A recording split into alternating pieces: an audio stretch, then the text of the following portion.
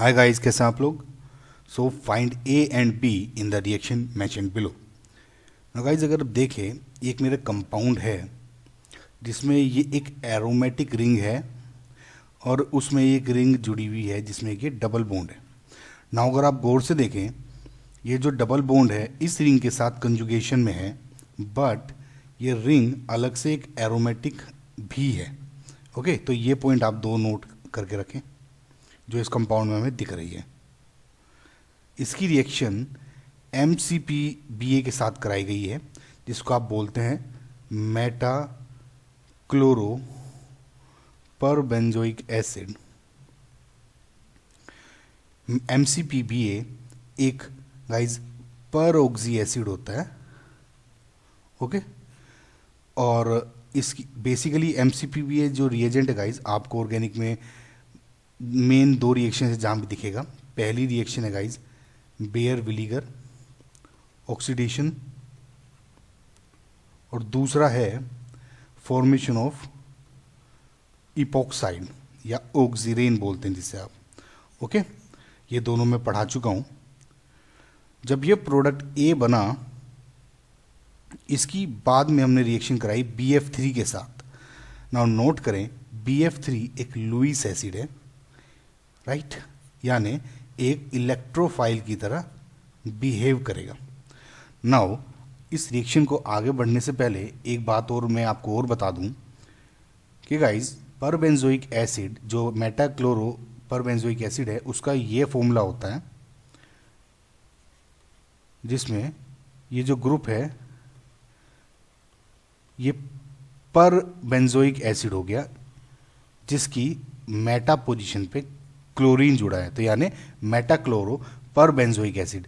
Now अगर आपको nomenclature देखना है, अगर मैं इसको देखिए, अगर मैं बेंजोइक एसिड बनाऊं, बेंजोइक एसिड क्या बनेगा, ये, राइट, और मेटाक्लोरो बेंजोइक एसिड ये बन जाएगा। नाउ जब आप इस बॉन्ड में या एक O और जोड़ दें, घुसा दें, तो ये पर बेंजोइक एसिड हो जाता है। यानी एक ही पर एसिड है और एक ये अच्छा ऑक्सीडाइजिंग एजेंट है, ये याद रखें आप। ओके, और बेयर विलीगर में जो मेन इसकी हल्का सा बता दूं आपको, RCOO सपोज एल्डिहाइड है, तो जब आप इसकी किसी पर ऑक्सी एसिड के साथ, फॉर एग्जांपल इधर हम MCPBA के साथ रिएक्शन करा रहे हैं, तो होता क्या है कि या तो किसी बॉन्ड में O घुस जाता है।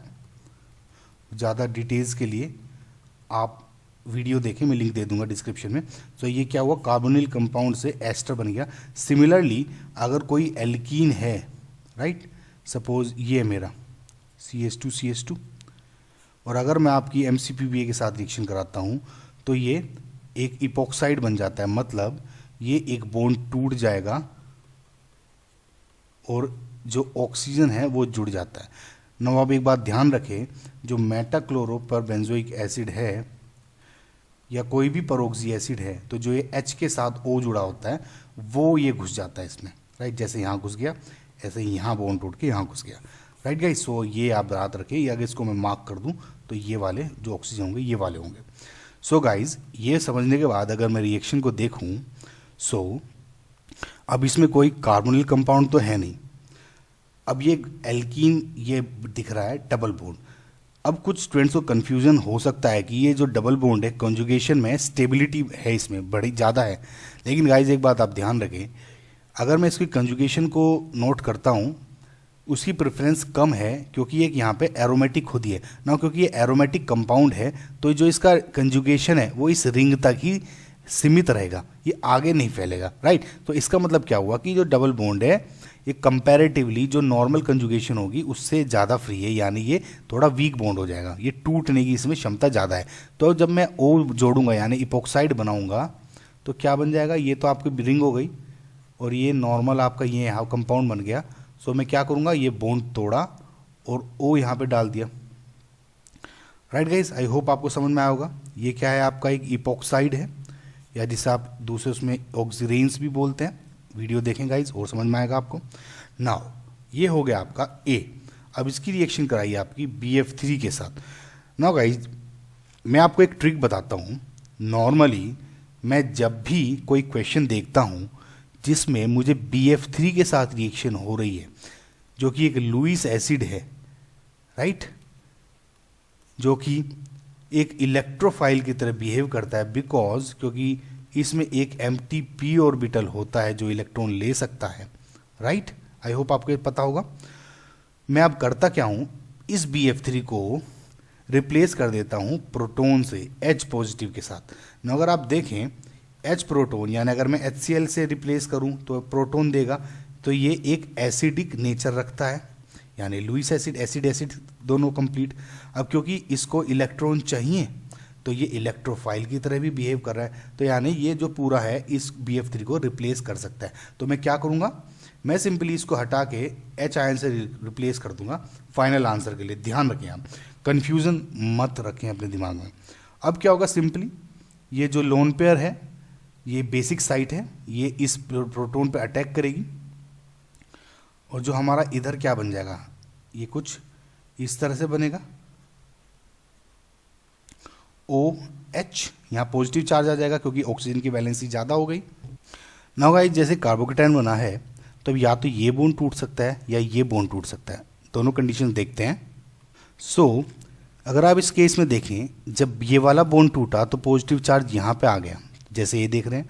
सिमिलरली अगर ये पॉजिटिव बॉन्ड ये ब्रेक होता तो ये पॉजिटिव चार्ज यहाँ पे आ जाएगा। लेकिन अगर आप देखें दोनों कार्बोकेटायन में मोस्ट स्टेबल कौन सा है, ये पॉजिटिव चार्ज इस रिंग के कंजुगेशन में है, तो ये मोर स्टेबल है, राइट, और ये लेस स्टेबल क्योंकि सेकेंडरी कार्बोकेटायन एंड कंजुगेशन में जो है वो ज़्यादा स्टेबल होगा सेकेंडरी से।